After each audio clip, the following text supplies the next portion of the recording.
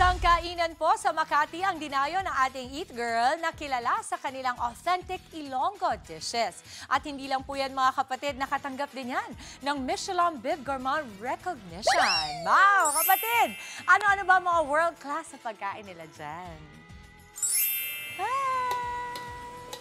Mama Bibs, good morning! Happy Wednesday, happy midweek. Nako, meron na naman tayong i-add sa listahan natin na pagde-datean natin. Nandito tayo ngayon sa Sarsa, dito po sa Legazpi Village dito sa Makati. At again, napakaswerte natin ngayong umaga kasi ito pong Sarsa ay naka-receive din po ng Michelin Bib Gourmand Award. Kaya, oh my gosh, wait, baka masunog. Chef Neri, iwan muna kita. Thank you so much ha. Okay, mga kapatid, pag-usapan po natin ang kanilang mga dishes dito na Filipino and of course, they also have Ilonggo dishes here na napakasarap dito sa Sarsa. Kausapin po natin ang kanilang executive chef na si Chef Kim. Hi, Chef Kim. Hi. Good morning. Hello, Batiin mo ang ating mga kapatid. Magandang umaga po. Okay, Chef, dito sa Sarsa, of course, first of all, congratulations Maraming on your Michelin Bib Gourmand Award. How does it feel that you are now an awardee of Bib Gourmand? Yung restaurant, actually, hanggang ngayon hindi pa rin makapaniwala. Oh. So, nagsisinkin pa rin sa amin. Nagsisinkin pa rin. Yes. At saka siguro it's such a surreal feeling, ano, yung parang kang nasa cloud9.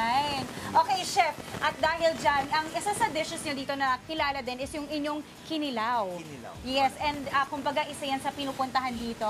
And probably yung reason why na-recognize kayo rin as a Bib Gourmand with your award, no? Correct. Paano po ginagawa? Turo nyo naman sa amin. Okay, sure. Sige. So, una mga kapatid, mag-gloves tayo, no, Gloves Chef? muna tayo, yes. Alright. Okay. Okay. So, wait lang. Clarify ko lang, Chef Ken. Iba yung kinilaw sa kilawin. Correct. Okay. Yes. Ano yung pagkakaiba nila? Ang kilawin ay, let's say, mayroon ka ng mga seafoods, correct? So, naka-pre-cook na siya. It's either naka-grill na siya or nakakulo na siya. Tapos, saka mo pa lang siya ilalagay sa curing agent niya. Okay. Kapag kinilaw naman, Oo. hilaw siya, kagaya nito. Tapos, doon pa lang siya maluluto sa curing or sour agent. Ooh, okay. Sige, let's get started. Okay. Start na po natin yung kinilaw, Chef. Anong first step natin? So, meron tayo ditong sa Sarsa, 4 kinds of seafood ang gamit natin para sa kinilaw.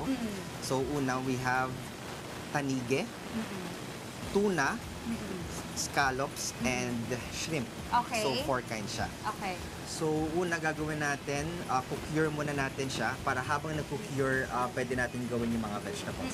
Okay. Okay. So, vinegar. Suka, yun yung importante talaga, no? Yes. Isa yan sa, kumbaga, key ingredients sa paggagawa ng kinilaw. And then dito sa Sarsa, nilalagyan din namin ng kalamansi. Okay, so may suka na, may kalamansi pa. Correct. Oo. Okay, and then next? And then next, lagyan natin ng konting asin. Asin, okay. Oo nga, para magkaroon ng alat. Yes. Kumbaga mabalanse. Okay. Para dito pa lang may seasoning na siya. Okay, tapos? Yeah, may mix you can lang. mix it. May mix lang natin, ganon. Tapos ano to, binababad pa ba siya, Chef, or hindi na? Yes. So, For how long? So habang nag-cure siya, go around 3 minutes. So Okay. habang nag-cure siya, pwede natin mag-chop-chop ng mga vegetables. Okay, Tapos ayan. para toss na lang ulit tayo. Okay, Ayan. next. So habang nag-cure siya, tabi muna natin siya. And dito tayo. Ayan, Onion. sibuyas. Okay.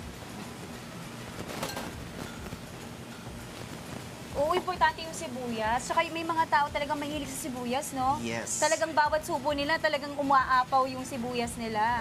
Okay, so ngayon, ang tawag sa style ng chopping ng sibuyas nito is? or yung Julienne. Julian. Yes. Okay, ay alam ko yan. Tinuro yan sa akin ng lola ko. Pero hindi ko siya kayang gawin. Pero alam ko siya. Kaya manonood ako sa inyo, Chef. Ang bilis si Chef, oh. So, Okay. one more. Okay. Grabe, may technique talaga, mga kapatid. Okay, and then, After nyan, ginger muna tayo. okay, luya. Yes. Luya naman, mga kapatid. And then, Peel lang natin ng mabilis. okay. Ah, ganun pala. Pwede pala kutsara. Yes. Sa luya lang yan pwede. Yes. Applicable. Kasi nga, yung skin ng luya ay mas, kumbaga malambot. Mas Correct. madaling tanggalin. Yes. Wow! I learned something new today. Gagawin ko nga yan mamaya sa kitchen namin. Okay. As compared to a peeler, mas mabilis Oo. kapag... Yan. Okay. Chef, after ng luya, what's next? So after ng luya, so medyo nag-cure na, pwede na natin i-build yung ating kinilaw sa bowl. Lagay ko na. Okay. So ito bang unahin ko, Chef? Lalagay ko na? Okay, so for now, itapon muna natin yung liquid. Okay. I-drain muna siya. Yes, i-drain Kailangan muna i-drain siya. yung liquid. Ayan, dinadrain ni Chef yung liquid. Okay. Okay. So, cured ng ating vegetable, ang ating seafood. Okay. Ayan. Lagay na natin? Lalagay natin yung onions here. Dito na siya imimix. Yes. Okay, next. Tapos, ginger. Okay. Tapos, meron tayong cilantro.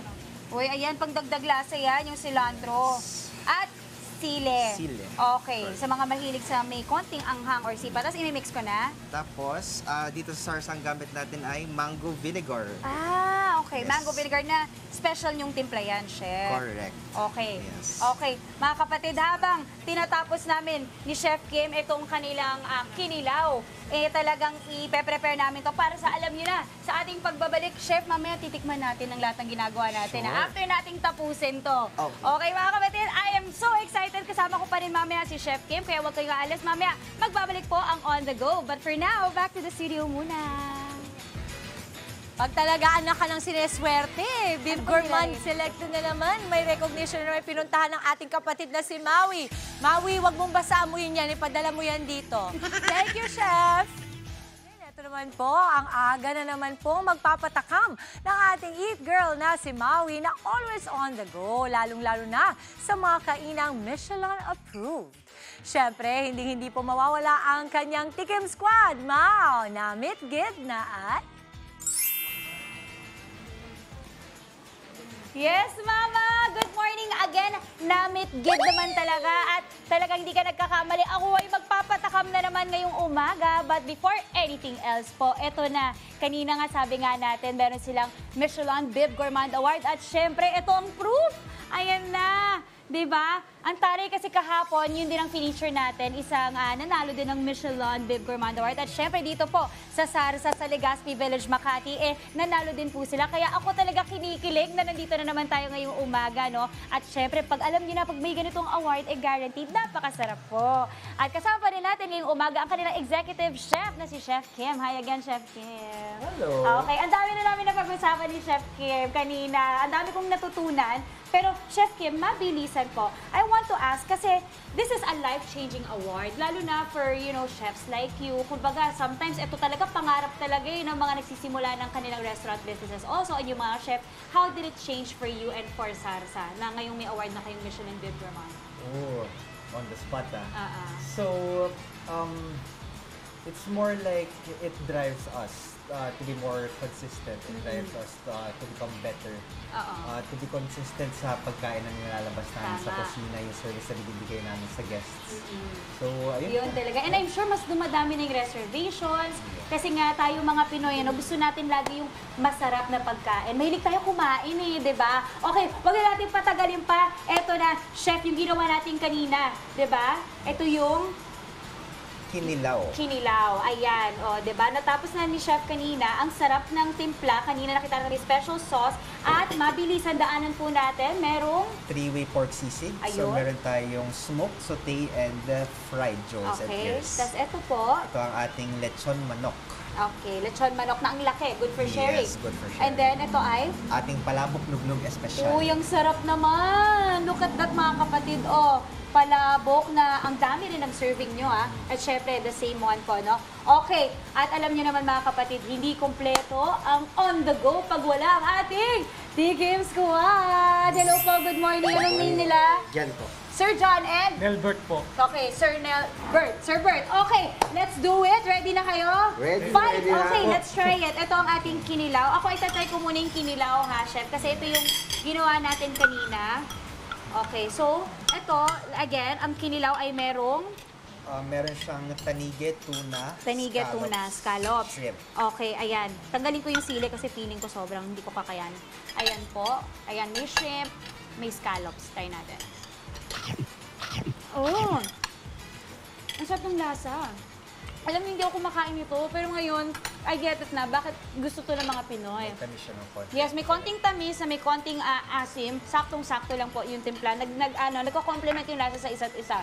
Okay, napakasarap nito. Magkano nagsisimula yung dishes natin dito? Starting how much? Ranges around 300 for the appetizers, around 500 for yung mga main dishes natin. Oo. Tapos yung mga ganito na good for sharing, we also have crispy pata nasa 1,000. Oh, okay. Pero ang laki ng serving nyo, no? Yes, family style Okay. po. Alright. Sir, kamusta kayo dyan? Anong masasabi nyo? Ano itong tinatry nyo? Anong masasabi nyo? Kinilaw po. Kinilaw. Anong feedback natin? Kakaiba po siya. Kasang-lasa yung mango. Unlike sa ibang kinilaw. Oo. Ito may mango kasi siya. Yun yung pagka-unique dito sa kanila. Mango vinegar. Oo. Oh, nalasahan mo yun. Ang galing. Okay, ang galing ng palate ni Sir. Sir Bert, kayo? Ano masabi Ang nyo? sarap po ng lechon manok. Uy, manamis-namis ba? Malambot? Opo, napaka-juicy po niya. Juicy. Lalo na yung Thai part. At saka... Yung garlic rice namin malasa talaga. Lasang garlic talaga. Malalasahan mo yung garlic. Ay, panalo. Okay. Yan ang mga best sellers po dito, mga kapatid, no? Dito sa Sarsa. At once again, napaka-lucky natin na nakapunta tayo sa isa na naman po na nanalo ng award ng Michelin Bib Gourmand. Chef Kim, maraming salamat. But before we go, Chef, I'm sure excited na ating mga kapatid na itry ang inyong dishes dito sa Sarsa. Saan kayo mahanap at paano po? So, nandito kami sa Rada Street, Legazpi Village, Makati. In Frabella 1. So, mahanap naman siya sa Waze and sa Google Maps. Okay, do they have to reserve in advance or pwede walk-in? Anong advice sa pag-weekend ba? Mas maganda mag-reserve? Yes, actually, mas maganda, lalo na ngayon na magpa-reserve kasi medyo tumadami lang po ang aming customers para may sure slot lang po kayo makakain din kayo na maaari. Ayun, perfect. And wait lang, share mo lang, Chef, yung pinakita mo sa akin sa likod, sino kumain dito? Si Olivia Rodrigo. Oh, patron. di ba? Kumain na dito si Olivia Rodrigo when she was here, when she did her concert. Correct. Nakakatuwa naman, di ba? Ipa-flex natin yan kasi minsan lang mangyari yan. Alright, mga kapatid. Oh my gosh, that is it for today's On The Go. Once again, dito po yan sa Sarsa, sa Legazpi Village, sa Makati. Napakasarap. Must try. Ang sarap ng sisig nyo, Chef. I love it. Kaya pala bestseller nyo yan. Iba, sobrang crunchy siya. Hindi siya soggy, no? Crunchy talaga. Smokiness din. Smokiness. Perfect. Thank you so much. That is it for today's On The Go. Tikim Squad, maraming salamat po. Back to the studio muna. Date tayo dito. Andre, yung food mo parating na. Oh, talaga? Bakit si Andre lang, Mau, ha? Dapat lahat kami dito, Mama Chicky, Angela, ha? Mau, thank you so much. And Chef, thank you. And again, congratulations. Mga kapatid, Maui David po. Para laging updated sa viral food spots at unique destinations, mag-follow at subscribe na sa social media pages ng News 5.